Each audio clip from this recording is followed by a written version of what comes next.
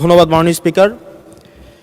মাননীয় স্পিকার, বর্তমানে আমাদের আসন্ন পরিবেশ সংকট এবং পরিবেশকে সামনে রেখে মানবিক বিপর্যয় রোধে এবং কিছুদিন পরে আমাদের বর্ষাকাল রয়েছে, সেটি রোধে আমরা দেখতে পাচ্ছি বাংলাদেশের যতগুলো নদী রয়েছে, নদীর যেই চর এবং নদীর পাড় সংশ্লিষ্ট যে জমিগুলো রয়েছে সেখানে অবাধে মাটি কাটা হয়, সেখানে ড্রেজার দিয়ে মাটি কাটা হয় এবং সেটির কারণে যেই অংশটি থেকে মাটি কাটা হয় এর আশেপাশের জমিগুলো হচ্ছে আপনার বিপন্ন হয় এবং কৃষি উৎপাদনমুখী করা যায় না, যার ফলে যেটি হয় আমাদের বন্যার সময় যে নদীর পাড় যেগুলো রয়েছে সেগুলো ভেঙে যায় এবং বন্যার সময় আমরা হচ্ছে যে ক্ষতি হয় সেই ক্ষতিটি 2 গুণ বা 3 গুণ বেড়ে যায়।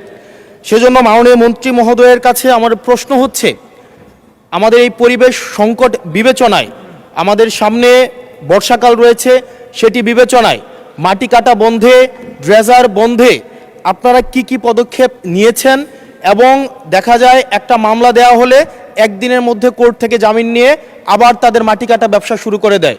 সেজন্য স্থায়ীভাবে এই বিষয়টি বন্ধে কি ধরনের পদক্ষেপ নেওয়া হবে সেই বিষয়টি জানতে চাচ্ছি। ধন্যবাদ। মাননীয় মন্ত্রী।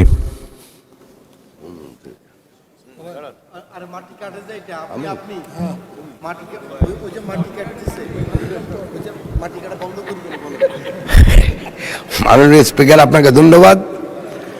আমি মাননীয় সংসদ সচিব বলতে চাই যে পরিবেশের সাথে মাটি কাটার একটা সম্পর্ক আছে, সেটা শুধু উনি যেখানে বলছেন সেখানে না, আমাদের ইটভাটা তো মাটি কাটা হয় যেটা আমাদের উর্বর জমি নষ্ট করে। সেজন্য আমার মন্ত্রণালয় যথাযথ পদক্ষেপ নিয়েছে যাতে করে এই ধরনের অবাঞ্ছিত মাটি কাটা বন্ধ হয়। তবে ওনার পার্টিকুলার এরিয়ায় যদি কোনো সমস্যা থাকে দয়া করে যদি উনি যোগাযোগ করেন তাহলে আমরা খুব তাড়াতাড়ি এবং তড়িৎ গতির ব্যবস্থা নেব ইনশাল্লাহ। আপনাকে ধন্যবাদ মাননীয় স্পিকার।